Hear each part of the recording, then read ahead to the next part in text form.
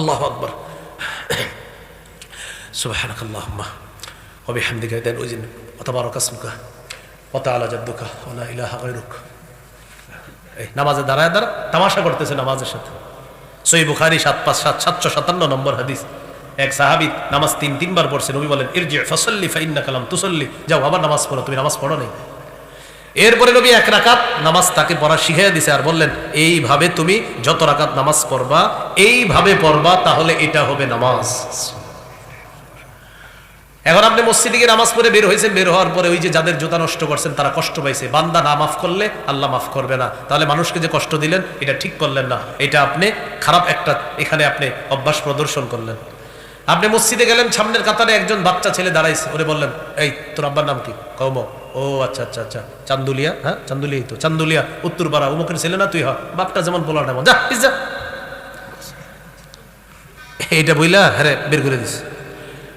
আরেকটা ছেলে সামনের কাতারে দেখছেন, দেখার পর এইভাবে বলতেছেন, মানে আপনার ভাব সাবের শেষ নাই। আপনি ওরে সুন্দরভাবে বলেন শোনো তুমি ওই জানালার পাশে যাও, ওখানে গিয়ে দাঁড়াও, এখানে বড়রা দাঁড়াবে নামাজ পড়বে, তুমি একটু কর্নারে গিয়ে দাঁড়াও, ও আপনাকে যতদিন রাস্তাঘাটে দেখবে ছোট্ট ছেলেটা আপনাকে সালাম দিবে।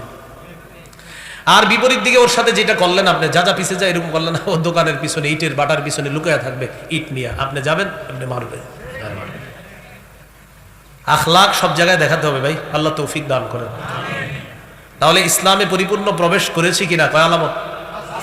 1 নাম্বার আত্মসমর্পণ, 2 নাম্বার ইখলাস, 3 নাম্বার বিশুদ্ধ আকীদা, আকীদায় শিরিক রাখা যাবে না, বেদাত রাখা যাবে না, 4 নাম্বার উত্তম চরিত্র, ঘরে বাহিরে সব জায়গায় উত্তম আখলাক প্রদর্শন করা।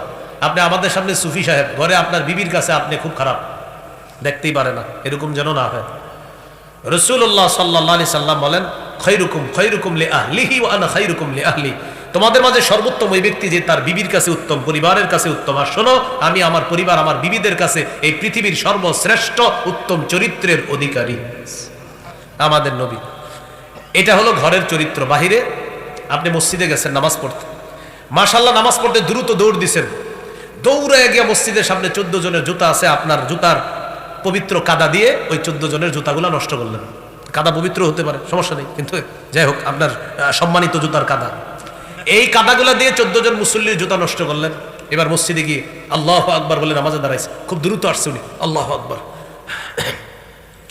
সুবহানাকাল্লাহুম্মা ওয়া বিহামদিকা ওয়া তাবারাকা ইসমুকা ওয়া তাআলা জাদ্দুকা ওয়া লা ইলাহা গায়রুক। এই নামাজে দাঁড়ায় তামাশা করতেছে নামাজের সাথে। সহিহ বুখারী 757 নম্বর হাদিস। এক সাহাবী নামাজ তিনবার পড়ছে, নবী বলেন ইরজি ফাসাল্লি ফাইন্নাকা লাম তুসাল্লি, যাও আবার নামাজ পড়ো, তুমি নামাজ পড়ো নাই। এরপরে নবী এক রাকাত নামাজ তাকে পড়া শিখিয়ে দিছে আর বললেন এইভাবে তুমি যত রাকাত নামাজ পড়বা এইভাবে পড়বা, তাহলে এটা হবে নামাজ।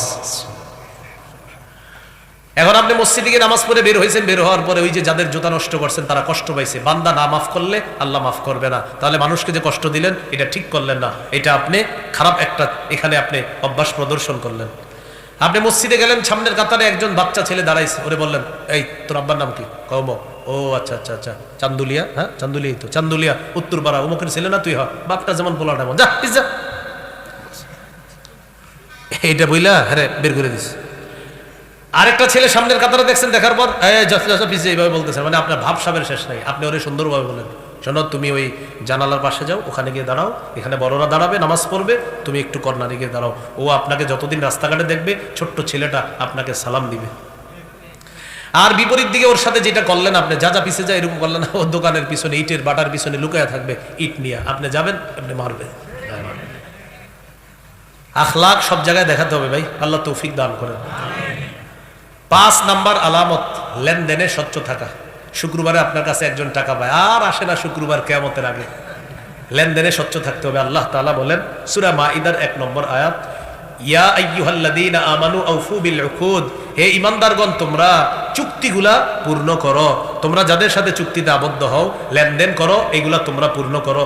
সূরা বনী ইসরাঈলে আছে ওয়া আউফু বিল আহদি ইন্নাল আহদা কানা মাসউলা, তোমরা অঙ্গীকার পুরা করো, যাকে যেদিন টাকা দিবা বলছো এই অঙ্গীকারটা পুরা করো, আর অঙ্গীকার সম্পর্কে জিজ্ঞাসা করা হবে।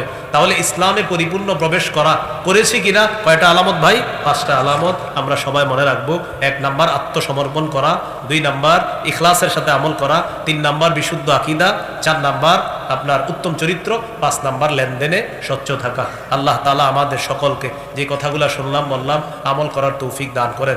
শিরিক বেদাত সম্পর্কে আপনারা জানার জন্য আমার সংকলন আছে, ওখানে গাড়িতে আছে। 2য় খণ্ড মিম্বরের আমানত, এটা সংগ্রহ করতে পারেন। 6 খণ্ড আছে, যাদের প্রয়োজন হয় 6 খণ্ডই সংগ্রহ করে নেবেন। প্রথম খণ্ড সন্তানের 64টা অধিকার, জামাই বউ দুজন পুরো মুখস্থ করে ফেলবেন প্রথম খণ্ডটা।